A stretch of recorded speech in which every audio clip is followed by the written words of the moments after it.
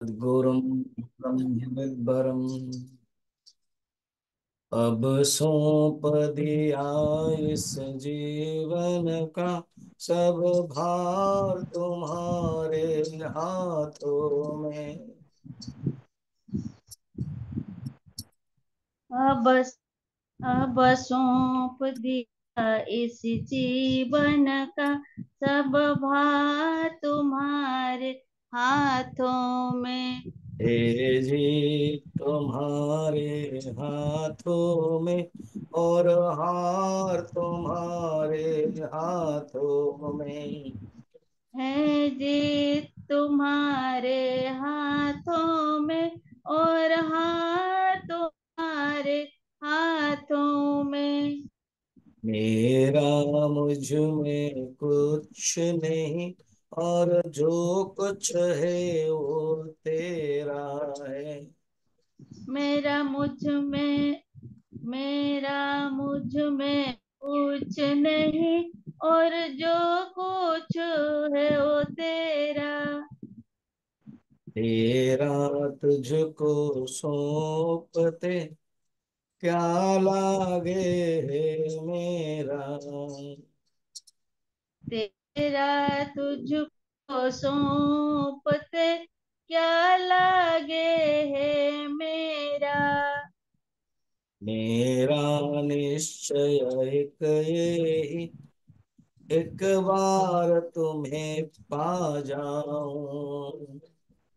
मेरा निश्चय है एक यही, एक बार तुम्हें पा जाऊं मैं। अर्पण कर दूं इस दुनिया का, अर्पण कर दूं दुनिया भर का सब प्यार तुम्हारे हाथों में। अर्पण कर दूं इस दुनिया का, अर्पण कर दूं दुनिया भर का सब प्यार तुम्हारे हाथों में। मुझ में तुझ में भेद यही, मैं नर हूँ तुम नारायण हो। मुझ में तुझ में है भेद यही, मैं नर हूँ तुम नारायण हो। मैं हूँ संसार के हाथों में, संसार तुम्हारे हाथों में। मैं हूँ संसार के हाथों, संसार तुम्हारे हाथों में। यदि मानुष का मुझे जन्म मिले तो तव चरणों का पुजारी बनूं। यदि मानुष का मुझे जन्म मिले तो तब चरणों का पुजारी बनो।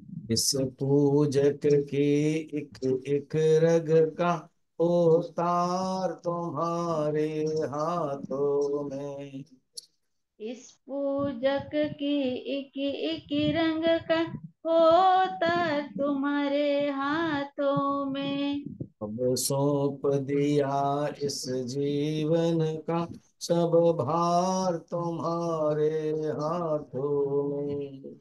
अब सौंप दिया इस जीवन का सब भार तुम्हारे हाथों में। सब भार तुम्हारे हाथों में।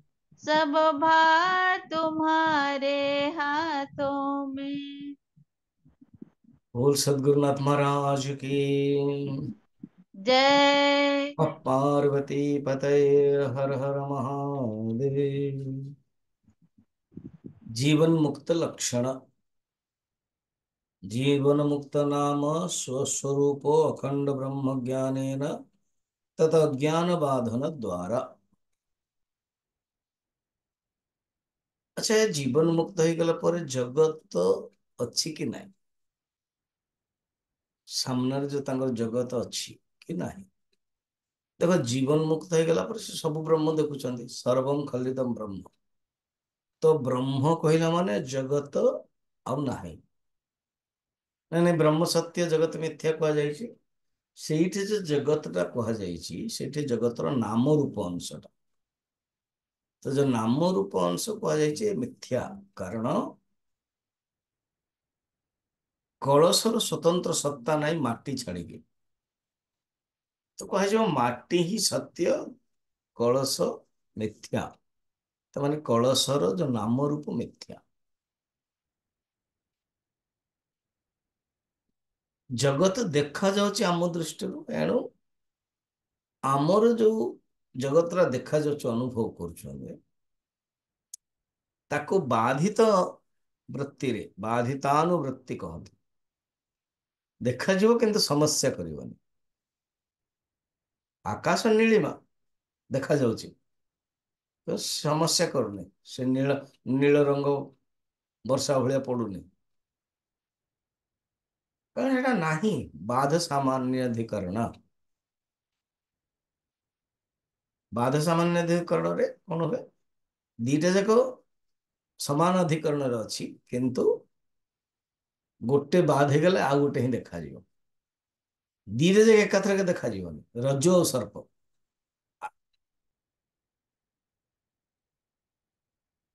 ଏଇଠି କଣ ହେଲା, ରଜ୍ଜୁ ସର୍ପରେ ହଟିଗଲା ସିଏ, କିନ୍ତୁ ଆକାଶ ନୀଳରେ ରହିବ ସେ।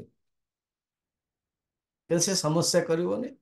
ଜ୍ଞାନ ଦୃଷ୍ଟିରୁ ଅନୁଭବ ହବ କି ଆକାଶ ବର୍ଣ୍ଣହୀନ, ଅଖିଲ ବନ୍ଧ ରହିତ, କୌଣସି ବନ୍ଧନ ନାହିଁ, ବ୍ରହ୍ମନିଷ୍ଠ। ବ୍ରହ୍ମବିତ୍, ବ୍ରହ୍ମବିତ୍ତର ବ୍ରହ୍ମବିତ୍ତମ କୁହାଯାଇଛି ଯୋଗ ବଶିଷ୍ଠରେ। ବ୍ରହ୍ମବିତ୍ ବ୍ରହ୍ମ ଜାଣିଦେଲେ, ଅନୁଭବ କରିଦେଲେ, ତାକୁ ପ୍ରାକ୍ଟିସ କରିକି ପୁରା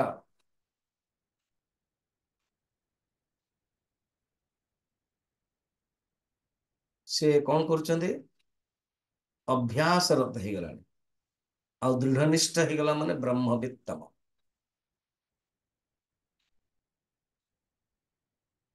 ମୁଣ୍ଡକ ଉପନିଷଦର ଗୋଟେ ଶ୍ଲୋକ ଅଛି ଯୋଉଟାକି ଆମେ ପଢିବା ବର୍ତ୍ତମାନ। ନିଜେ କହୁଛନ୍ତି ଇତ୍ୟାଦି ଶ୍ରୁତେ ହେ, ଶ୍ରୁତେ ହେ ଶ୍ରୁତିରୁ ଆସୁଛନ୍ତି। ଭିଦ୍ୟତେ ହୃଦୟ ଗ୍ରନ୍ଥି, भिद्यते हृदय ग्रंथि। भिद्यते हृदयग्रन्थिः। छिद्यन्ते सर्व संशयाः। छिद्यन्ते सर्वसंशयाः। क्षीयन्ते चास्य कर्माणि क्षीयन्ते चास्य कर्माणि तस्मिन् दृष्टे परावरे। तस्मिन् दृष्टे परावरे। इत्यादि श्रुतेः इत्यादि श्रुतेः। तस्मिन् दृष्टे परवर। पर परम ब्रह्म, अबर कार्यात्मक, कारण कार्य ब्रह्म। कारण ब्रह्म कार्य ब्रह्म, ए जगतटा कौन, कारण ब्रह्म कार्य ब्रह्म। प्रथमे जगत मिथ्या कहले, तापर जेतବେଳେ जगत ब्रह्म और जगत भितर फरक नहीं, एतत् सर्वं ब्रह्ममयम्, जगत एवं ब्रह्ममिदम्। ताମାନେ ब्रह्म दृष्टि देखा जाଉଛି सब। ଏବେ ଯେମିତି ମାଟି ଆଉ କଳସ, ଗୋଟେ କହିଲେ କଳସ ମିଥ୍ୟା, ତାମାନେ କଳସର ନାମ ରୂପ ମିଥ୍ୟା। ଫିର କହିଲେ କଳସ କିଛି ନୁହଁ, ମାଟି ହିଁ ମାତ୍ର। କଳସ ମାଟି ଏବଂ ମାତ୍ର, ସେମିତି जगत ब्रह्म मात्र। कार्य ब्रह्म, कारण ब्रह्म, परम ब्रह्म, अपरम ब्रह्म दर्शन कला परे तस्मिन् दृष्टा परावरे। दृष्टा माने दर्शन कला परे, श्री परमात्मा को अनुभव कला परे, हाँ, हृदय ग्रंथि भिद्यते, हृदय ग्रंथि खोली जाए एवं समस्त संशय नष्ट हो जाए, कर्म मध्य नष्ट हो जाए। कर्म तीन प्रकार, एवं जो संशय थाए ताहा ଆଉ ରହେନି। ନଷ୍ଟ ହେଇଯାଏ। ଗୋସ୍ୱାମୀ जी तुलसीदास जी यहाँ कौन कौन जड़ चेतन ही ग्रंथि परी गई यद्यपि मृषा छूटत कठिनाई। ये जो जड़ चेतन ग्रंथि, जड़ चेतन ग्रंथि कहीं कहुଯାଇଛି, ग्रंथि माने कौन गांठ गंठी बांधी ହେଇଯାଇଛି। अर्थात मु जड़ नुह किंतु मु भावुची निजକୁ। प्राणକୁ ଯେତେବେଳେ ଭୋକ ଲାଗୁଛି କହୁଛୁ ନା ମୁଁ ଭୋକିଲା ଶୋଷିଲା। ମନକୁ ଯେତେବେଳେ ହଉଛି ମୁଁ କହୁଛି ମୁଁ ଦୁଃଖୀ ସୁଖୀ। ଏଇରେ ହିଁ ଜଡ଼ ଚେତନ ଗ୍ରନ୍ଥି। ମାନେ जड़ सहित आमे अध्यारोप करदेले, आइडेंटिफिकेशन करदेले। जो नहीं है उसको मानना, से होची जड़ चेतन। जड़ चेतन ग्रंथि पड़ गई है। यद्यपि मृषा, हालांकि ये दीटा जगह मिछ सत्य नुह, छूट तो कठिन है, तथापि जल्दी छाड़े नहीं।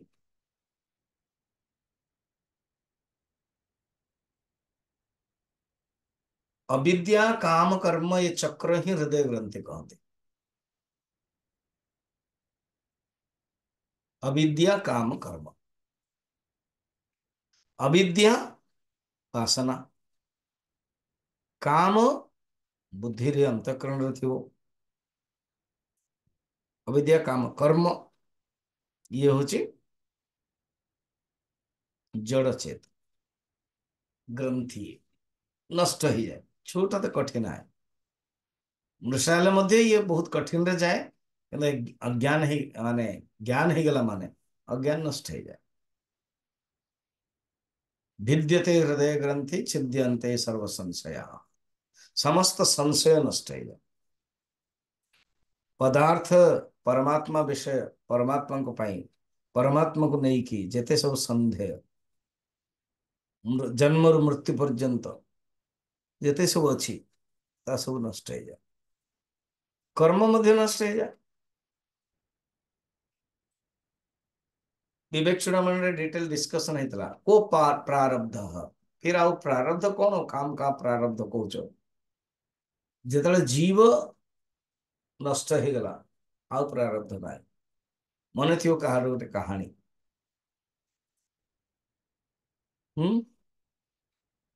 ये किए दियंते आमर रमण महर्षि दियंते कि तुम प्रारब्ध प्रारब्ध देखो, कारण आमे देखुचु शरीर टा अच्छी, आम देखुचु सी भी दुख पाँच, आम देखुचु सी भी व्यवहार कर कहते प्रारब्ध अच्छी, प्रारब्ध जो शरीर अच्छी।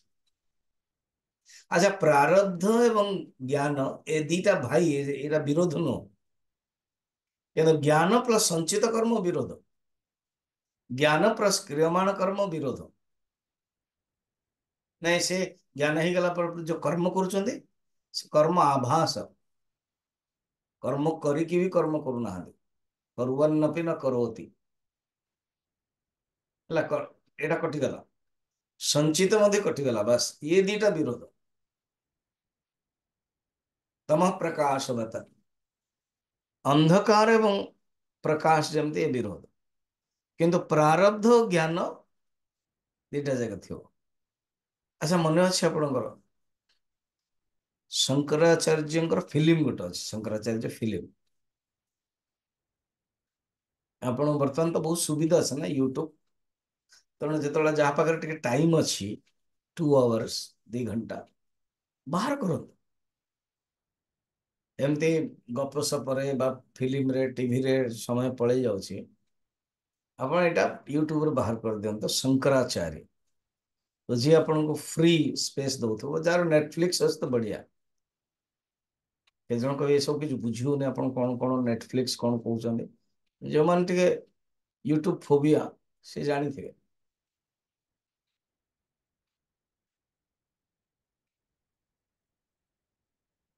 कौन Shankaracharya film picture film Shankaracharya, bracket Hindi Shankaracharya film Sanskrit, दीटा जाक अच्छी। दीटा जाकर अच्छी सेटा कौन है नाटक निश्चय फिल्म स्टाइल रे मूलतः संस्कृत निआई तो जी कर साउथ इंडियन छोट छुआ बेलू खेलुले शंकराचार्य दीटा जाकर हिंदी संस्कृत रे सिनेरी अच्छी। संस्कृत बहुत पुराना, राष्ट्रपति पुरस्कार भी मिली। शंकराचार्य सहित दिज थे सब सांग जो बापा मरीगले शंकराचार्य मरीगले माने समाधि हो गले से ये दिज भी साथी थे एवं ए दिज कहले कि तमें आपको छाड़बनी और शंकराचार्य कहले ये दिज को छाड़बनी सब रखिथे। तो सी हूँ ज्ञान एवं प्रारब्ध यार कहानी द्वारा या ही कह जाए सब साथी रही ज्ञान प्रारब्ध।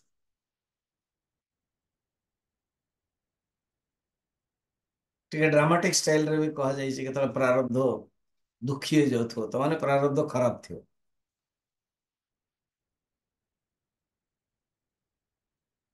तापर कौन है जानते जो शंकराचार्य लास्ट केदारनाथ अपन तो केदारनाथ जो मैंने जाइए मन पका पूरा समुद्र पहाड़ बरफ देखा जाऊँगी बस धीरे धीरे धीरे धीरे छाड़ दौरान तो सहित ये दिजन जाक जाऊँ प्रारब्ध और ज्ञान एवं तो बड़ हो गलानी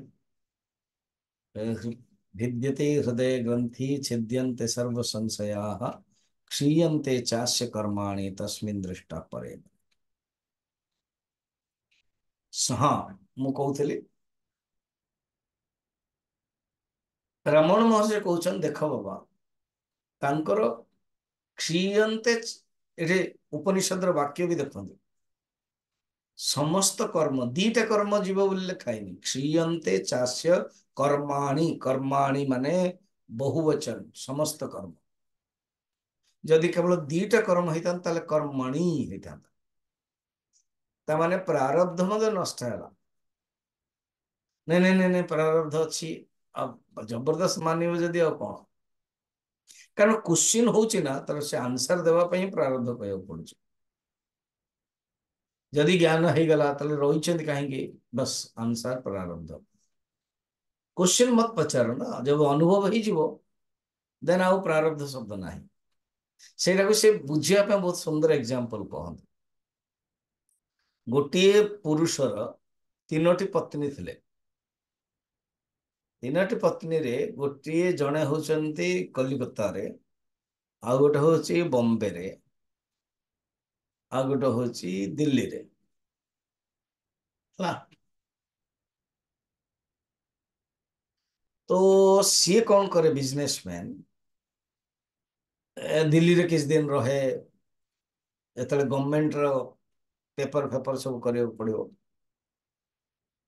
फिर बिजनेस रो मेन पाई से आसे बॉम्बे बॉम्बे रे पत्नी सहित रहे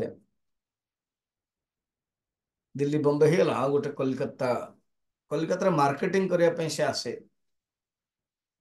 तेना से मार्केटिंग बहाना रे बड़ा बाजार आप जानी थे से आसे से किस दिन रहे ठीक है। तबे कहानीटा एमती व्यवहार भी होउच बहुत लोक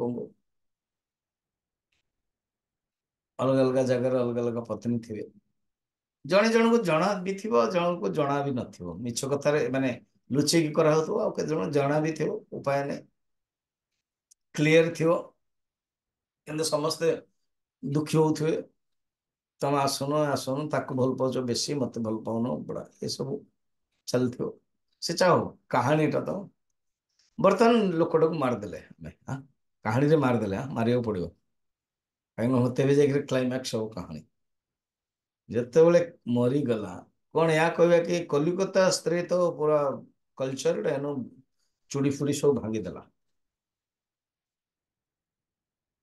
बॉम्बे स्त्री कल्चर सी भी भांगीदेला दिल्ली वाली स्टाइल वाली सी आउ भांगिलानी हम कि ସିଏ ମଧ୍ୟ ହବ, ତମ ଭାଙ୍ଗ କି ନ ଭାଙ୍ଗ, ବିଧବା ହିଁ କୁହାଯିବ। ବାହା ହେଇଥିଲ ନା, ହଁ। ବାହା ଯଦି ହେଇନ, ରଖେଇଲ ଯାଉ କୁହନ୍ତି, ସିଏ ଅଲଗା ଜିନିଷ। ଭାବନା ତୁ ବିବାହ ହେଇଛ। ସେ କହୁଛନ୍ତି ଦେଖ, ତିନିଟା କର୍ମ ଯୋଉ ଅଛି ନା, ତିନିଟା ପତ୍ନୀ ଜୀବାତ୍ମାର। ପ୍ରାରବ୍ଧ କର୍ମ, ସଞ୍ଚିତ କର୍ମ, କ୍ରିୟମାଣ କର୍ମ, ଇଏ ଜୀବାତ୍ମାର ପତ୍ନୀ। ତୁମେ କଣ କହିବ, ଜ୍ଞାନ ହେଇଗଲା ପରେ ପ୍ରାରବ୍ଧ ରହିବ, ମାନେ ଗୋଟେ ପତ୍ନୀ ରହିବ ଆଉ ଦିଟା ନଷ୍ଟ ହବ। ପ୍ରାରବ୍ଧ ବି ନଷ୍ଟ, ଜ୍ଞାନ ହେଇଗଲା ମାନେ ପ୍ରାରବ୍ଧ ନଷ୍ଟ। ଏଗେନ୍ କ୍ୱେଶ୍ଚନ ଆସିବ, ନାଇଁ ଶରୀର ଅଛି ନା, ବା ଶରୀର କୁହା ମାନେ ପ୍ରାରବ୍ଧ ଅଛି, ଏବେ ଦୃଶ୍ୟ ଶରୀର ନାହିଁ। ତମେ ଜଗତକୁ ମିଥ୍ୟା ଦେଖୁଛ ନା ଜଗତ ନାହିଁ ଦେଖୁଛ? ଜଗତ ଯଦି ଅଛି ତାହେଲେ ମିଥ୍ୟା କହିବ, ଜଗତ ଯଦି ନାହିଁ ମିଥ୍ୟାର ପ୍ରଶ୍ନ ଉଠୁନି। ତେଣୁ ଆମର ପ୍ରଶ୍ନ ଉପରେ ଆନ୍ସର ରହୁଛି। ଆପଣ ମାନେ ବି ଯେତେବେଳେ କ୍ଲାସରେ ପରେ ପ୍ରଶ୍ନ ପଚାରୁଛନ୍ତି, ପ୍ରଶ୍ନ ଉପରେ ମୁଁ ଆନ୍ସର ଦଉଛି। ପ୍ରଶ୍ନ ଯେମିତି ଆନ୍ସର ମତେ ସେମିତି ଦେବାକୁ ପଡୁଛି। ତ ବର୍ତ୍ତମାନ କହୁଛନ୍ତି ଦେଖ, କୌଣସି କର୍ମ ନାହିଁ, ବିଲକୁଲ ସଞ୍ଚିତ ପ୍ରାରବ୍ଧ କ୍ରିୟମାଣ କିଛି ବି କର୍ମ ନାହିଁ। ବର୍ତ୍ତମାନ ଆगे सूत्र,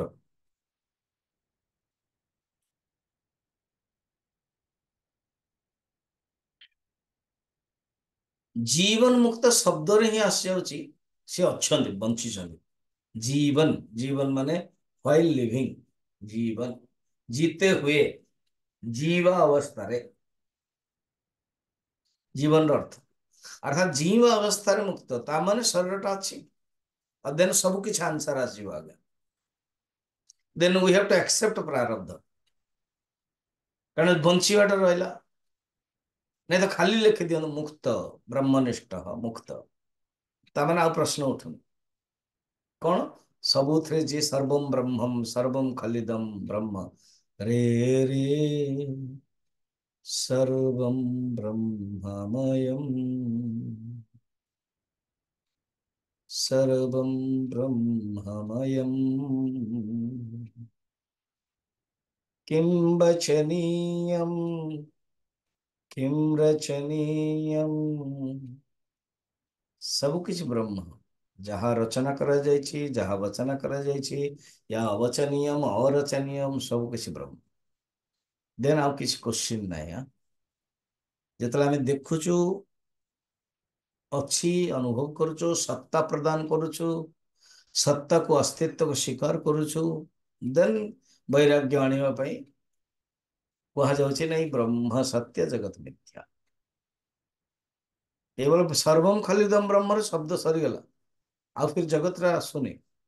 ଆମେ ଦିଟା ଯାକ କହୁଛୁ ନା, ମାନେ ରଶ୍ମି ବି ଦେଖୁଛୁ, ସାପ ବି ଦେଖୁଛୁ, ଏମିତି ହବନି। ଯଦି ରଶ୍ମି ଦେଖିଲୁ ସାପ ଗଲା, ଦେନ୍ ସାପ ମିଥ୍ୟା ହବ, ଦରକାର ନାହିଁ କହିବାଟା। କାହିଁକି ସ୍ୱାମୀଜୀ ତାହେଲେ ବ୍ରହ୍ମ ସତ୍ୟ ଜଗତ ମିଥ୍ୟା କହିଛନ୍ତି ଶଙ୍କରାଚାର୍ଯ୍ୟ? କାରଣ ଜଗତକୁ ଯିଏ ସ୍ୱୀକାର କରୁଛି, ତା ପାଇଁ କହୁଛନ୍ତି ଜଗତ ମିଥ୍ୟା। ଯେପର୍ଯ୍ୟନ୍ତ ଏ ଶବ୍ଦଟା ଜାଣିବନି, ଫିର ବୈରାଗ୍ୟ ଆସିବନି, ତମର ବିବେକ ମଧ୍ୟ ହବନି, ତମେ ବିଚାର କରିପାରିବନି, ଫିର ପହଞ୍ଚି ପାରିବନି ବ୍ରହ୍ମ ସତ୍ୟରେ। ଖାଲି ବ୍ରହ୍ମ ହିଁ ଦେଖାଯାଉଛି, ସତ୍ୟର ପ୍ରଶ୍ନ ଉଠୁନି, ମାନେ ମିଥ୍ୟାର ପ୍ରଶ୍ନ ଉଠୁନି, ସତ୍ତା ସ୍ୱୀକାର ପ୍ରଶ୍ନ ଉଠୁନି। ताले सोहम अखंडाकार वृत्ति ब्रह्म एवेदगम सर्वम। क्लियर? तो बर्तमान नेक्स्ट जो सूत्रटा अच्छी, बर्तमान दी प्रकार देखो कौन, समाधि अवस्था जो रोचते से एग्जांपल देइछन मन रखंतो, लुणटा पानी रे मिसी गला, समाधि अवस्था। व्युत्थान अवस्था, उठिबा अवस्था को कौन कहउछंती ना, प्रारब्ध जो उठिले ना, प्रारब्ध नथिले उठी न था, शरीरटा चली जाइए, जार शरीर चलीगला, नष्ट होगा, प्रारब्ध खत्म। एबे बहुत लोग कहते स्वामी जी केते सुंदर से थिले, चलीगले दुख लगुच, प्रारब्ध तांकर, आमे कौन करिया। ଆମେ ତ କିଛି ଗୋଟେ ଘଣ୍ଟା 2 ଘଣ୍ଟା ପାଇଁ ମିଶୁଛୁ, ଆମ ଭିତରେ ଭାବନା ଆସୁଛି। ସେ ଜୀବାତ୍ମା ସେ କାହିଁ ଛାଡିକି ଯିବ ପତିକୁ, ପିଲାମାନଙ୍କୁ, ଇଏକୁ? କାରଣ କିନ୍ତୁ ଛାଡିଦବାକୁ ପଡୁଛି, ପ୍ରାରବ୍ଧ ଖତମ ହେଇଗଲା। ଯେତେବେଳେ ପ୍ରାରବ୍ଧ ଖତମ ହେଇଗଲା, ଆଉ ପତି ପତ୍ନୀ ପିଲା କିଛି ନାହିଁ ଆଜ୍ଞା, ସେ ଯିବାକୁ ପଡିବ। କଣ ଜୀବନ ମୁକ୍ତ ଶବ୍ଦରେ ହିଁ ଅଛି, ଖାଲି ମୁକ୍ତ କହୁଛନ୍ତି ଦେନ୍ କିଛି ଅସୁବିଧା ନାହିଁ। କିନ୍ତୁ ଯେତେବେଳେ ଜୀବନ ମୁକ୍ତ କହୁଛୁ, ବିଦେହ ମୁକ୍ତ କହୁଛୁ, ଅସୁବିଧା ନାହିଁ। ସରିଗଲା, ଶରୀର ଆଉ ନାହିଁ, ତାହେଲେ ପ୍ରୋବ୍ଲେମ ନାହିଁ। କିନ୍ତୁ ଜୀବନ ମୁକ୍ତ କହୁଛୁ, ଯିବା ସମୟରେ ତାମାନେ ଶରୀର ଅଛି। ତ ଶରୀର ଅଛି ଅର୍ଥାତ୍ ପ୍ରାରବ୍ଧ ଅଛି। ଏଇ ଯୋଉ ପ୍ରାରବ୍ଧ ଅଛି, ତ ପ୍ରାରବ୍ଧ ଯେତେବେଳେ ଅଛି, ଶରୀର ଯେତେବେଳେ ଅଛି, ଇନ୍ଦ୍ରିୟ ଅଛି, ମନ ବି ଅଛି, ବୁଦ୍ଧି ବି ଅଛି। ହଁ, ଖାଇବେ, ପିଇବେ, ବ୍ୟବହାର କରିବେ, ତାହେଲେ ବଦ୍ଧ ପୁରୁଷ ସହିତ ସମାନ ବି ହେଇଗଲା। ହୁଁ। ତ ଏଇ ନେକ୍ସଟ ସୂତ୍ରରେ କହିବେ। ଦ୍ୱିତୀୟତଃ, ଜ୍ଞାନ ହେଇଗଲା ପରେ ଫେର ନଷ୍ଟ ହେଇଯାଉନି କାହିଁକି ଶରୀର? ଯଦି ଶରୀରଟା ଜ୍ଞାନ ହେଇଗଲା ପରେ ନଷ୍ଟ ହେଇଯିବ, ସେ ଗୋଟେ ଦୋଷ ଆସିଯିବ କର୍ମର ସିଦ୍ଧାନ୍ତରେ। କଣ? କୃତ ବିପ୍ରନାଶ, ମନେ ଅଛି ନା? ଅକୃତ ଅଭ୍ୟାଗମ କୃତ ବିପ୍ରନାଶ। ଯଦି ଜୀବାତ୍ମା ଗୋଟିଏ ନଥିବ, ଆଉ ଗୋଟେ ହେଇଯିବ, ତାହେଲେ ଯିଏ କର୍ତ୍ତା ସିଏ ଭୋକ୍ତା ହବନି, ସେ ଅଲଗା ଅଲଗା। କାରଣ ଯିଏ କର୍ତ୍ତା ସିଏ ଭୋକ୍ତା ନୁହଁ।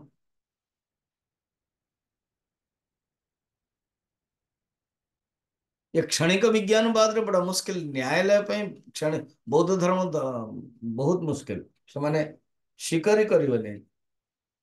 କାରଣ ନ୍ୟାୟାଳୟରୁ ନୋଟିସ ଆସିଲା, ତ ନୋଟିସ ଆସିଲା କି ଜଣେ ବୌଦ୍ଧ ପାଖକୁ ଆସିବ, କ୍ଷଣିକ ବିଜ୍ଞାନବାଦ, ଯେ ପ୍ରତ୍ୟେକ କ୍ଷଣ ମରିଗଲା ବୋଲି ଭାବୁଛି। ନୋଟିସ ପଡିଲା ନା କଣ? ନା ତମେ ତମ ଭାଇ ଠାରୁ ଏତିକି ଟଙ୍କା ନେଇଲ, ଦେଲ ନାହିଁ, ତମ ଉପରେ ଜରିମାନା। ସେ ହସିଲା ବୌଦ୍ଧ। କଣ? ଆରେ ବାବା, ତୁମେ ଯାହାକୁ ମାଗୁଛ ନା, ସିଏ ତ କେବେଠୁ ପଳେଇଗଲାଣି, ନଷ୍ଟ ହେଇଗଲାଣି, ମୁଁ ଆଉ ଜଣେ। ନାଇଁ ନାଇଁ ନାଇଁ, ତମ ନାଇଁ, ତମର ମଧୁସୂଦନ ପଣ୍ଡା ନା, ଏକ୍ସାମ୍ପଲ ନା? ହଁ, ତାହେଲେ ତମେ ହିଁ, ତମକୁ କିଏ କହିଲା? ମୋର ଯୋଉ ନାମ ରୂପ ଏଇ ମିଥ୍ୟା, ମୁଁ ନୁହଁ। ମୁଁ ଯୋଉ ଅସ୍ତିତ୍ଵ, ସେ ନଷ୍ଟ ହେଇଗଲାଣି। ଏତିକି କହିବା ବଡ ମୁସ୍କିଲ, ସେ ଗ୍ରହଣ କଲାନି। ଦେନ୍ ପୋଲିସ ଆସିଲେ ତାକୁ ଧରିକି ନବ। ତ ସେ କହିବ ଇଏ ଅନ୍ୟାୟ। ଭଗବାନ ବୁଦ୍ଧଦେବ ଯୋଉଟା କହିଛନ୍ତି କ୍ଷଣିକ ବିଜ୍ଞାନବାଦ, ଏ ଲୋକ ମାନୁନାହାନ୍ତି। ସେ କହିବେ ଆମର ଦରକାର ନାହିଁ ମାନିବା ପାଇଁ। କାରଣ ଯିଏ ଅତୀତରେ 10 ବର୍ଷ ପୂର୍ବରୁ ଯିଏ ତମେ ଭୁଲ କରିଥିଲ, ବର୍ତ୍ତମାନ ହିଁ ଦଣ୍ଡ ପାଇବ। ସେ ଗୋଟିଏ ବ୍ୟକ୍ତି ତମେ। କାରଣ କୃତ ବିପ୍ରନାଶ ଦୋଷ ଆସିଯିବ, କରିଛ ଏବଂ ନଷ୍ଟ ହେଇଗଲା କର୍ମ, ଫଳ ଦଉନି। ଆଉ ଅକୃତ ଅଭ୍ୟାଗମ କରିନ ଆସିଯାଉଛି, ଇଏ ଦୋଷ ଆସିବ। ସେଥିପାଇଁ ଇଏ ତୁରନ୍ତ ମରିବେନି। କିଏ? ମାନେ ଜ୍ଞାନୀ। ମରିବେନି ଶବ୍ଦ ବ୍ୟବହାର କରାଯାଏନି, ତ ଜ୍ଞାନୀଙ୍କର ସମାଧି କେବେ ହେଲା? ଯେ ପର୍ଯ୍ୟନ୍ତ ଶରୀର ଅଛି, ସେ ରହିବେ। ଇଏ ମତ ସମझना कि ଜ୍ଞାନ ହେଇଗଲା ପରେ ତୁରନ୍ତ ଶରୀର ପଳେଇଯିବ। ଫିର ପ୍ରାରବ୍ଧ ଭୋଗ କରିବ କିଏ? ଆମମାନେ ନାଇଁ, ସିଏ ହିଁ ଭୋଗ କରିବେ। ସେଥିପାଇଁ ଅଛି। ବର୍ତ୍ତମାନ ଦେଖନ୍ତୁ, ଚାଲିବା ଜାଣି ବୁଝିକି ଯୋଉ ସୂତ୍ରଟା ଅଛି ନା, ବର୍ତ୍ତମାନ 66 ସୂତ୍ରଟା ଅଛି। ଶବ୍ଦ ବି ଦେଖନ୍ତୁ, ଦେଇଛନ୍ତି ବିଥାନ କାଳେ, ଅର୍ଥାତ୍ ସମାଧି ସେଇ ଅନୁଭବ କଲା ପରେ ଯୋଉ ଜାଗ୍ରତ ଅବସ୍ଥାରେ, ବିଥାନ ମାନେ ଉତ୍ଥିତ ଅବସ୍ଥା, ସମାଧିରୁ ଉଠିଲା ପରେ। ପଢିବା। ଅୟଂ ତୁ ବିଥାନ ସମୟେ अयं तु वित्थान समये मांस शोणित मूत्र पुरीषादि भाजनेन मांस शोणित मूत्र पुरिसादि जनेन शरीरेण शरीरेण अन्ध्य मन्द्य पटुत्यादि भाजनेन।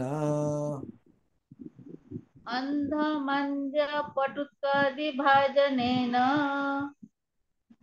अच्छा गोटे गोटे करदो पढ़दो एटा बहुत लंबा अछि शारदा माने पढ़े गोटे गोटे पढ़िया कौन कौन शुण এই जो जीवन मुक्त ना अयम माने जीवन मुक्त व्युत्थान समय अर्थात जो समाधि अनुभव करथिले से समाधि रे ब्रह्मनिष्ठ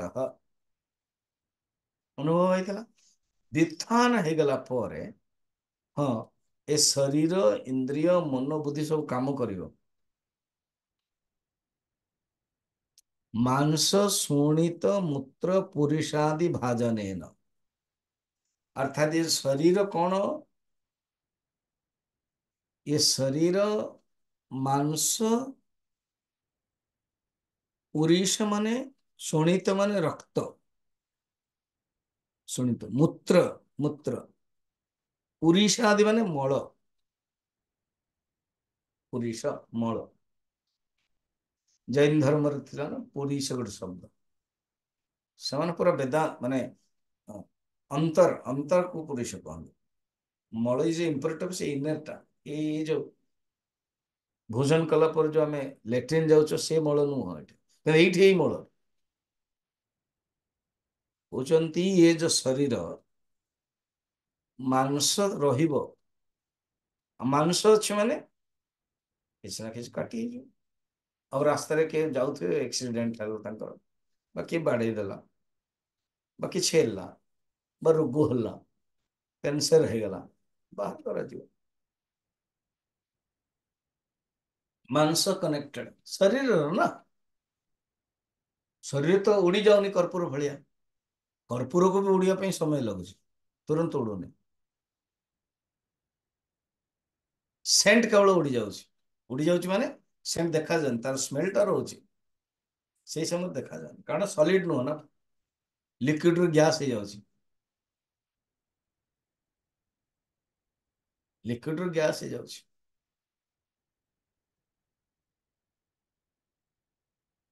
ଏବେ ଆମର ଡିଭୋଟି କିଏ ଜଣେ ତାଙ୍କର ଗ୍ରାଣ୍ଡ ଡଟର ମାନେ ବିବିଏ କରୁଛି अब बर्थडे केक ता सांगटा कि गोटे पठेइछन्ती कोन गोटे कि गोटे केक ताକୁ कहନ୍ତି नाटा काली से कहउतले फोटो मत देखेइले गरम थिबो हम कहले अरे बिस्किट भलिया लागुची एल दी तीनटा लेयर अछि गरम थिबो गरम ऊपर फिर फ्रीज रो भलिया जो गोल आई माने आइसक्रीम सेटा को रखा आइछ सेटा बोधे आसिला खाइछि ये फूड पॉइजन हला आगे हॉस्पिटल करियो गला तो डॉक्टर हसिकी कहले तमर से जो केक टा ना टोटल 14,000 खर्च ହେଇଗଲା କାରଣ ଗୋଟେ ରାତି ରହିଲେ आईसीयू रे रहिले बेड रे रूम देବାକୁ पड़ला सालाइन देले औषध आदि सब हैला तो तांकर बिल ହେଇଗଲା 14,000 तो से डॉक्टर मजारे कहले तमर जो केक टा ना 14,000 टଙ୍କା खर्च होला हठात जेतले काली कहले मु बुझी पारलेनी गोटे केक 14,000 स्वामी से केक खाइबार से हॉस्पिटल जेबो पड़ला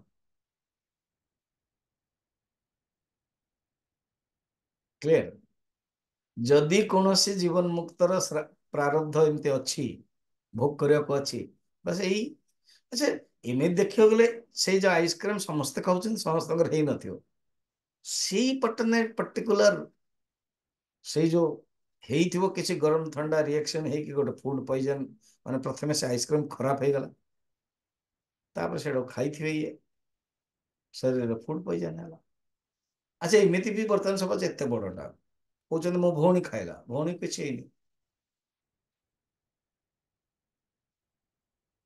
आकु हेगला बड़ भौणी को हेगला सान भौणी किछि हेनी कहि मार एग्जांपल प्रारब्ध एमती आसीबो आगे भोग करबा को अछि आसीबो ଆମେ ଯେ ସିଏ ତ ବହୁତ ଭଲ ଥିଲେ, ଏତେ ସବୁ ସ୍ନେହ କରୁଥିଲେ, ପୁଣ୍ୟ କାମ କରୁଥିଲେ, ଏମିତି କେମିତି ହେଇଗଲା ତାଙ୍କର? ପ୍ରାରବ୍ଧ। ପ୍ରାରବ୍ଧ ମାନେ ପୂର୍ବ ଜନ୍ମର କେହି ଜାଣିନାହାନ୍ତି। This is best answer. ଆପଣ ମାନେ ଯୋଉ ପ୍ରଶ୍ନ ପଚାରିବେ ନା ସବୁ ଜୀବନ ମୁକ୍ତ ବିଷୟରେ, ଗୋଟେ ହିଁ ଆନ୍ସର, କଣ? ପ୍ରାରବ୍ଧ। व्युत्थान समये मांस शोणित रक्त, मांस कटा हो, बाहर करा हो, शोणित मल मूत्र आदि भाजन द्वारा, भाजन माने आ द्वारा जो शरीर टा तैयारी होची, एसो द्वारा से कर्म କରୁଛନ୍ତି, ପ୍ରାରବ୍ଧ ଅନୁଭବ କରୁଛନ୍ତି, ଫଳକୁ ଦେଖୁଛନ୍ତି, ଭୋଗ କରୁଛନ୍ତି।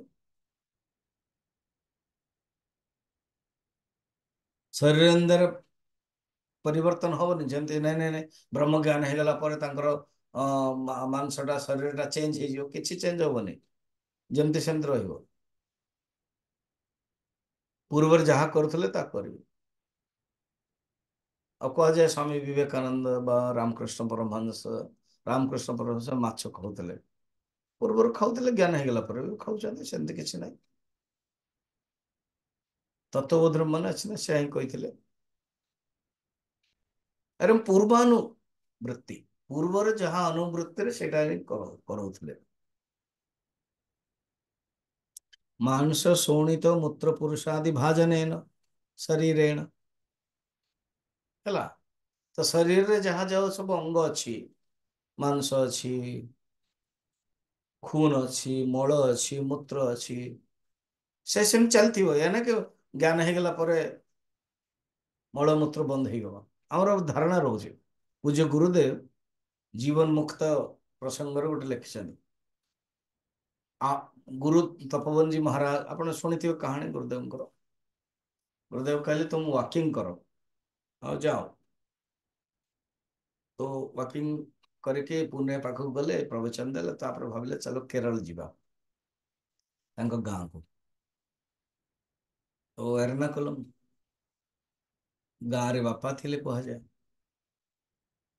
ମା ତ ଦେହାନ୍ତ ହେଇଗଲା। ଗୁରୁଦେବଙ୍କ କଥା, ଶଙ୍କରାଚାର୍ଯ୍ୟଙ୍କ ନୁହଁ।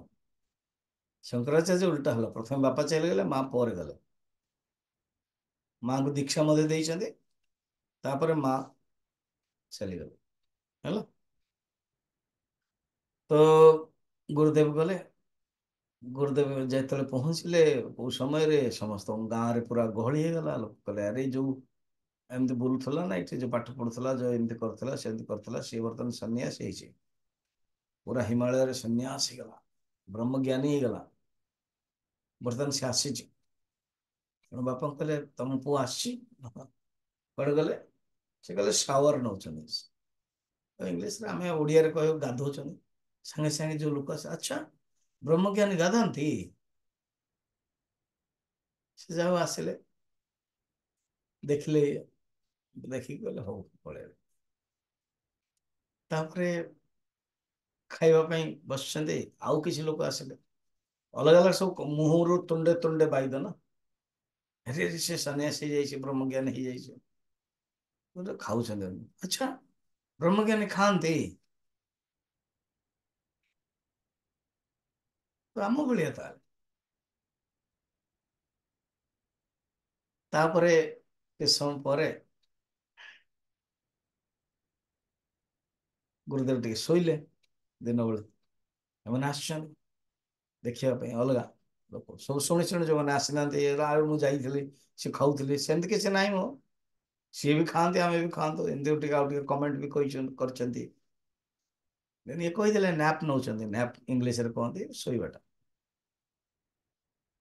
I had a nap, he is having nap. ତ ଶୋଇଛ? ଆଚ୍ଛା ବ୍ରହ୍ମଜ୍ଞାନୀ ଶୁଅନ୍ତି ଦିନରେ ମଧ୍ୟ? ତାମାନେ ଗୋଟେ ଧାରଣା ଆମର ରହିଛି, ବ୍ରହ୍ମଜ୍ଞାନୀ ନା ଖାଇବେ, ନା ପିଇବେ, ନା ଶୋଇବେ। ସେ କହୁଛି ଯେ କିଛି ପରିବର୍ତ୍ତନ ହବନି, ଯେମିତି ସେମିତି ଚାଲିଥିବ।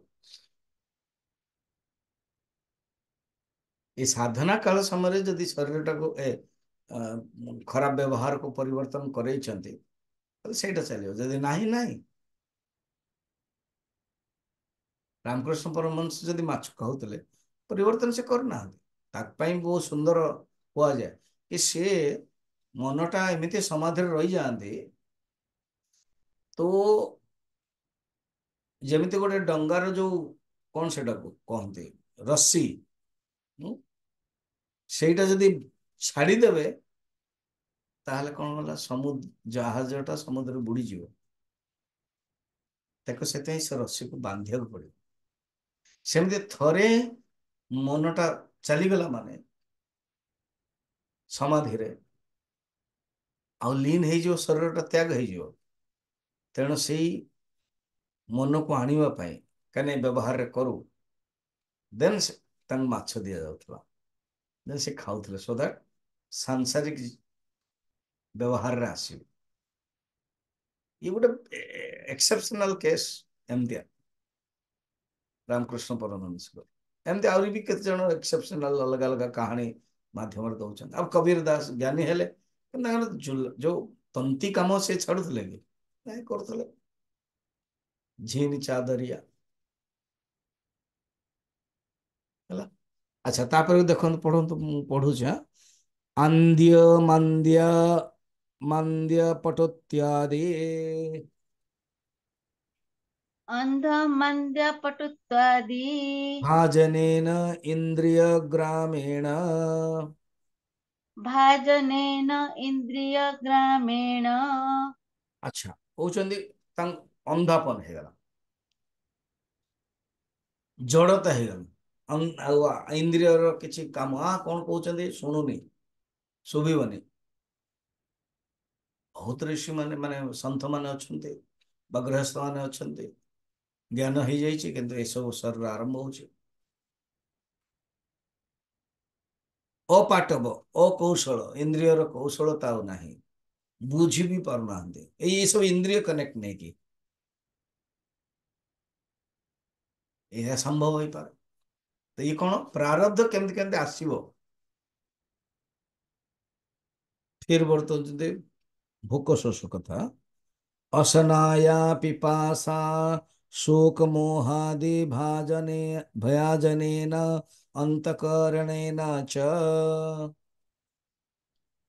अस असनापि असनाय पिपासा शोकमोह आदि भाजनेन अंतःकरणेन च। अब ଭୋକ ଶୋଷ ଲାଗିବ, ଭୋକ ଲାଗିବ, ଶୋଷ ଲାଗିବ। ଗୁରୁଦେବ କହୁଥିଲେ କୌଣସି ଗୋଟେ ସାଧୁଙ୍କ ପାଖକୁ ଯାଉଥିଲେ, ପୁରା ତପୋବନ ଷ୍ଟାଣ୍ଡାର୍ଡ କ୍ୟାଟେଗୋରୀର, ଅଗସ୍ତ୍ୟ ମୁନିରେ ଯେମିତି ସ୍ୱାମୀ ପୁରୁଷୋତ୍ତମାନନ୍ଦ ରହନ୍ତି, ଅନ୍ୟାନ୍ୟ ଏବଂ ନିସର୍ଗ ଦତ୍ତଙ୍କ ପାଖକୁ ବି ଯାଆନ୍ତି ଭେଟିବା ପାଇଁ।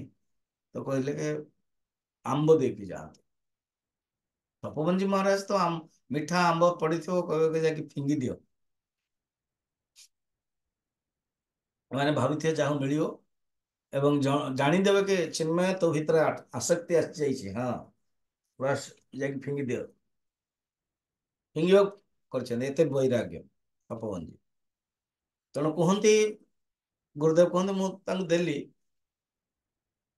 तुम बढ़िया क्या चिन्मय, बहुत ही बढ़िया आंबो, आहा दशहरा आंबो फॉरेन ରୁ ଆଣିଛୁ, ଆହା କେତେ ସୁନ୍ଦର, ବହୁତ ପିଲା ଭଳିଆ ହେଇକିରେ ଖାଇଦେଲେ। ଗୁରୁଦେବ କହନ୍ତି, ଏଇଟା ଯଦି ସାଧାରଣ ବ୍ୟକ୍ତି କିଏ ଦେଖିବ ବୁଝିପାରିବନି, ମୁଁ ତ ଜାଣିଛି।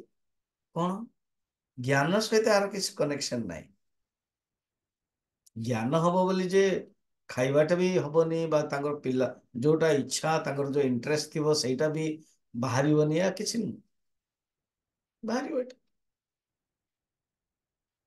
କାହାର ବାହାରିବନି, କାହାର ବାହାରିବନି, କିଏ କଣ୍ଟ୍ରୋଲ ଅଛନ୍ତି। ଏସବୁ କଣ, ପୂର୍ବ ପୂର୍ବ ବାସନା। ଏଣୁ ପଢିବା ଏଇଟାକୁ। ହଁ, ଆଉ ଗୋଟେ ବୁଝେଇଦେ, ଶୋକ ମୋହ। ଆଉ ଶୋକ ମୋହ ବି ହେଇପାରେ। ଯୁଧିଷ୍ଠିର ଏତେ ଜ୍ଞାନୀ କିନ୍ତୁ କାନ୍ଦିଛନ୍ତି ମଧ୍ୟ। ରାମକୃଷ୍ଣ ପରମହଂସ ଏତେ ଜ୍ଞାନୀ, ଥରେ ଦି ତିନି ଥର, 2 ଦିନ ହେଲାଣି ନରେନ୍ଦ୍ର ଆସିଲେନି ତ କାନ୍ଦୁଛନ୍ତି। ନରେନ୍ଦ୍ର ଆସିଲାନି, ଏମିତି କେମିତି।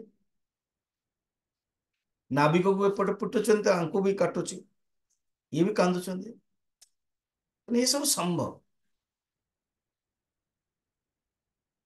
ଶୋକ ମୋହ ଭଳିଆ ହଉଛି, କିନ୍ତୁ ସତରେ କିଛି ତାଙ୍କ ଜୀବନରେ ମୋହ ନାହିଁ। ଅନ୍ତକରଣ ଧର୍ମ, ଭୋକ ଶୋଷ ପ୍ରାଣର ଧର୍ମ। ଇଏ ନାଇଁ କି ଜ୍ଞାନ ହେଇଗଲା ପରେ ଭୋକ ଶୋଷ ବନ୍ଦ ହେଇଯିବ।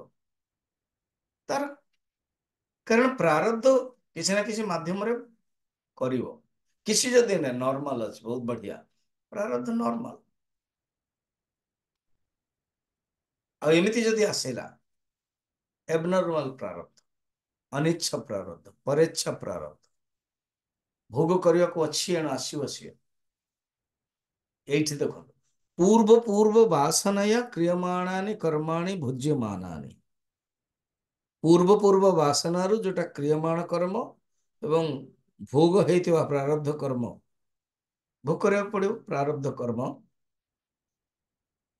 କ୍ରିୟମାଣ କର୍ମ ମାନେ ସତରେ ଦେଖିବାକୁ ଗଲେ କ୍ରିୟମାଣ କର୍ମ ନାହିଁ ତାଙ୍କର, ଆଉ ପ୍ରଡ୍ୟୁସ ହଉନି, କିନ୍ତୁ ପ୍ରାରବ୍ଧ କ୍ରିୟମାଣ ରୂପରେ ହିଁ ଦେଖାଯିବ ନା ଆମକୁ। କ୍ରିୟମାଣ ମାନେ କଣ? କର୍ମ ଯୋଉଟା କରୁଛନ୍ତି, ଆଉ ସେ ଖାଇବେ ପିଇବେ, ଏଇଟା ହିଁ କ୍ରିୟମାଣ। କିନ୍ତୁ ତାଙ୍କର ଖାଇବା ପିଇବାରେ ଆଉ ନୂଆ ପାପ ପୁଣ୍ୟ ସୃଷ୍ଟି ହଉନି, ସେ ଦୃଶ୍ୟ କ୍ରିୟମାଣ ମରିଗଲା।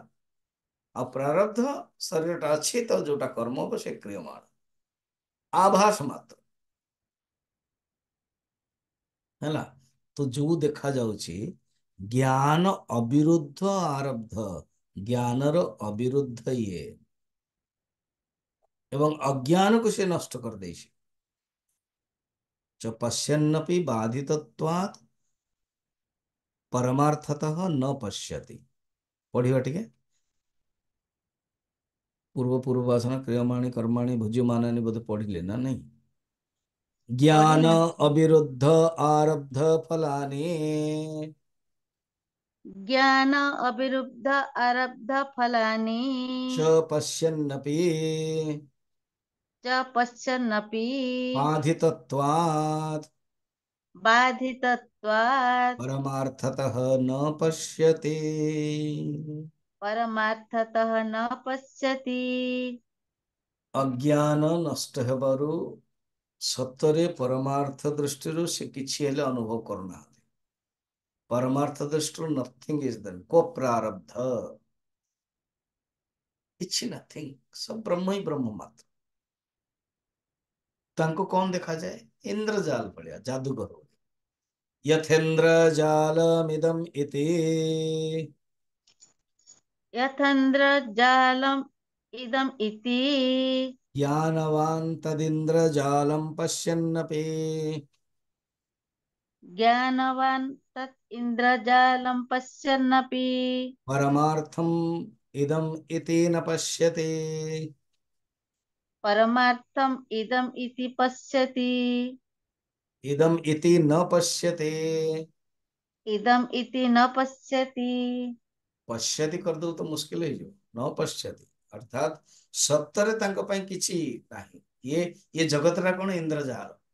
ये जो मांस शोणित आदि शरीरर कर्म, मनर कर्म, प्राणर कर्म, ये सब कौन? इंद्रजाल। इंद्रजाल माने कौन? जादूगर माने कौन? देखा जाउछ कि नथियो। ମୁଁ କହିଥିଲି ନା ଆପଣଙ୍କୁ, ମୁଁ ଯେତେବେଳେ ବ୍ରହ୍ମଚାରୀ କୋର୍ସ 1983 ରୁ ଚାଲିଥିଲା, 84 85 ରେ ଗୋଟେ जादूगर ଆସିଲେ बनारस काशी ରୁ। ଆମ ଆଚାର୍ଯ୍ୟ ଗୁରୁଜୀଙ୍କୁ କହିଲେ ମୁଁ ରହିବା ପାଇଁ ଚାହୁଁଛି କିଛି ଦିନ, ମୁଁ ଆପଣଙ୍କୁ ଶୁଣିବି। ସେ କହିଲେ ଠିକ ଅଛି। ମିନିମମ୍ ମାସଟେ ଖଣ୍ଡେ ଥିଲେ। ତ ଆମର ସବୁ ମିଶିକି ରହୁଥିଲୁ, ଡର୍ମିଟରୀ ଥିଲା। ଆଜିକାଲି ସବୁ ରୁମ୍ ମିଳିଗଲାଣି, ସେତେବେଳେ ଡର୍ମିଟରୀ ଆମକୁ ରହିବାକୁ ପଡୁଥିଲା। ତ ସିଏ ବି ଡର୍ମିଟରୀ ମୋ ପାଖରେ ହିଁ ସେ ରହୁଥିଲେ। କେବଳ ଗୋଟେ ବେଡସିଟ୍ ରେ କଭର କରିଦଉଥିଲୁ, ଡର୍ମିଟରୀ ବନ୍ଦ ହେଇଯାଉଥିଲା। ବାକି କୋଉଠି କୋଉଠି କାଠର ବନ୍ଦ ହଉଥିଲା। ତ ସିଏ ଗୋଟେ ଦିନ ଗୁରୁଜୀଙ୍କୁ ପରମିଶନ ନେଲେ ଏବଂ जादूगर ଦେଖେ। ତେଣୁ ଆଖପାଖ ଗାଁ ଲୋକଙ୍କୁ ଖବର ଦିଆଗଲା, ଯୋଉ କର୍ମଚାରୀ ମାନେ ବା ଆମର ଯୋଉ ନର୍ସିଂ ଟ୍ରେନିଂ ଚାଲିଥିଲା ସେତେବେଳେ, ସେ ସନ୍ଧ୍ୟାବେଳେ ଦେଖେ। ମୁଁ ଟିକେ ଏକ୍ଟିଭ ଥିଲି, ମତେ ଡାକିଦେଲେ ମଝିରେ। ଗୁରୁଜୀ ବସିଛନ୍ତି, ଅନ୍ୟାନ୍ୟ ସବୁ ବସିଛନ୍ତି, ହଲ୍ ଫୁଲ ଅଛି। ଡିନର ପରେ ଡାକିଦେଲେ, ମତେ ରସଗୋଲା ଦେଲେ, ଆଉ ରିଏଲି ଲିଟରାଲି ରସଗୋଲା ମୁଁ ଖାଇଛି ହେଲା, ରସଗୋଲା ସତ୍ୟ। अब रसगोला खाइली ମୁଁ, ହଁ। ତାପରେ କହିଲେ ଗୋଟେ ମିନିଟ ରସଗୋଲା କୁ ପୁରା ଟୋଟାଲ ଛାଡିବନି, ହଁ ଟିକେ ରହିବା ଦରକାର। କହିଲେ ଓକେ, ସେଟା ରହିଛି। ଆଣିଲେ ଖେଞ୍ଚିଲେ, ରସଗୋଲାକୁ ଦେଖି ପୁରା ବ୍ଲେଡ ର କତାର, ବ୍ଲେଡ ଗୋଟ ବ୍ଲେଡ ବ୍ଲେଡ ବ୍ଲେଡ ବ୍ଲେଡ ହେଇକି ବାହାରିଲା। ସମସ୍ତେ ଡରିଗଲେ। ମୁଁ ମଜାରେ କହୁଥିଲା ଆମର ଦି ପ୍ରକାର ବ୍ରହ୍ମଚାରିଣୀ ଥିଲେ। ଗୋଟେ ଯୋଉମାନେ ଭଲ ପାଉଥିଲେ ସେମାନେ ବହୁତ ଦୁଃଖ ଲାଗିଲା, ଆଉ ଯୋଉମାନେ ମତେ ଈର୍ଷା କରୁଥିଲେ ଭଲ ହେଇଛି ଦେଖେଇବୁଥିଲା ଏଠି ଆଜି ବାହାରିଲା ବ୍ଲେଡ ବ୍ଲେଡ।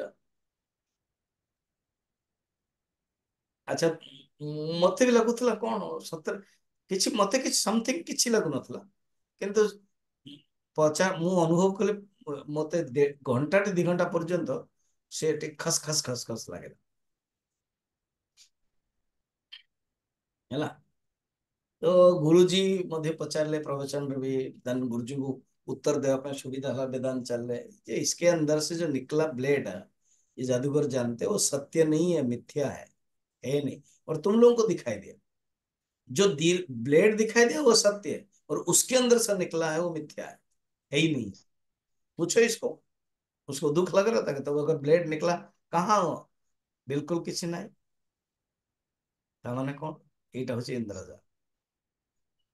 ଏବେ जब बॉक्स भीतर गोटे झीटाକୁ रखी दौरान, फिर खंडा को ये कर, पूर्व सब खाली बेल को खंडा देखुं एमती सेमती, झील को रखुच्च खंडा दौरान, घोड़े दौरान कि ना, ये सब इंद्रजाल, सतरे ना। पश्यन्नपि न पश्यति कहते देखो, श्रुति श्रुति उपनिषद वाक्य कहते सचक्षु अचक्षु इव सचक्षुः अचक्षुः इव सकर्ण अकर्ण इव सकर्णः अकर्ण इव इत्यादि श्रुतेः। इत्यादि श्रुतेः।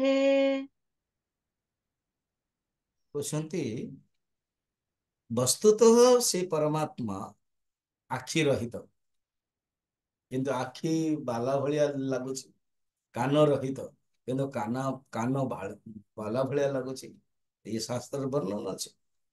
उपदेश शास्त्री शंकराचार्य गोटे ग्रंथ अच्छी, 1000टा श्लोक, से गोटे कहते श्लोकटे सुषुप्तवज्जाग्रतयो न पश्यति सुषुप्तवत् जाग्रति यो न पश्यति द्वयं च पश्यन्नपि चाद्वयत्वतः द्वयं च पश्यन्नपि च द्वयत्वतः तथा च कुर्वन्नपि निष्क्रियश्च यः तथा च कुर्वन्नपि निष्क्रियश्च यः स्वात्मभिन्नान्ययतीह निश्चयः। स आत्मन्य इति निश्चयः। देखो, सुषुप्ति बत जाग्रत यो न पश्यति,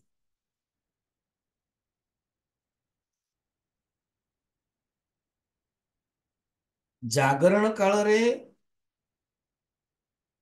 द्वैत को देखिला सत्वे जे अद्वैत को निश्चय कर दौचे।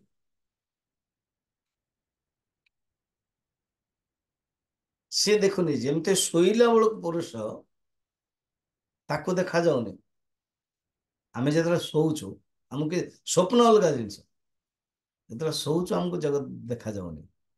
सेमती जी से स्थिति रे पहुंची जाउची, तापाई सुषुप्ति रे जेमती कौन सी वस्तु नहीं, सेमिति ये जागृत रो कौन सी वस्तु नहीं। कर्म करिकी मध्य से निष्क्रिय। ये 4टा लेवल, 4टा अवस्था, जागृत अवस्था, स्वप्न अवस्था, सुषुप्ति अवस्था। सुषुप्ति अवस्था देखो से वस्तु नहीं, जगत नहीं, एग्जैक्ट सेमती तुरीय अवस्था मध्य जगत नहीं, तांको पाई जगत नहीं। जे आत्मवेत्ता, ये हूँ वेदांतर निश्चय। आत्म बिना न अन्य, अन्य ପାଇଁ ଜଗତ ଅଛି। ଶଙ୍କରାଚାର୍ଯ୍ୟ ଜାଣିଛନ୍ତି ଏ ପ୍ରଶ୍ନ ହବ, ତେଣୁ କହୁଛନ୍ତି, ଜାଣିଛନ୍ତି କଣ କହୁଛନ୍ତି? କହୁଛନ୍ତି ଭାବ, ତମେ ତାଙ୍କ ବିଷୟରେ କେମିତି ଜାଣିପାରିବ? अपि च न एव अत्र विविदितव्यम, ତମେ ଏ ବିଷୟରେ ଜାଣିପାରିବ ନାହିଁ, ବିବାଦ କରିବା ଉଚିତ ନୁହଁ। କାରଣ ବ୍ରହ୍ମବେତ୍ତା ଦ୍ୱାରା ଯାହା କିଛି ଶରୀର ଧାରଣ କରୁଛନ୍ତି ବା ହଉ ମାନେ ଶରୀର ଆଦି ଭାର ଭାନ ହଉଛି କି ନ ହଉଛି, ବ୍ରହ୍ମ ବିଜ୍ଞାନ ବା ଦେହ ଧାରଣ, ଇଏ ବ୍ରହ୍ମବିଦ୍ୟାର ନିଜର ସ୍ୱହୃଦୟ ସମ୍ବେଦ୍ୟ। ତ ଅନ୍ୟ ଦ୍ୱାରା ଆକ୍ଷେପ କଲେ କେମିତି ଆନ୍ସର ହବ? ତାଙ୍କର କିଛି ଏଇଟା ଅନୁଭବ। ତୁମେ ଯେତେବେଳେ ନିଜେ ଶୋଉଛ, ସେତେବେଳେ ତୁମେ ବସ୍ତୁକୁ ଅନୁଭବ କରୁଛ କି ନା ନାଇଁ? ବା ସେଇ ଅବସ୍ଥା ହିଁ ସେଇଠି।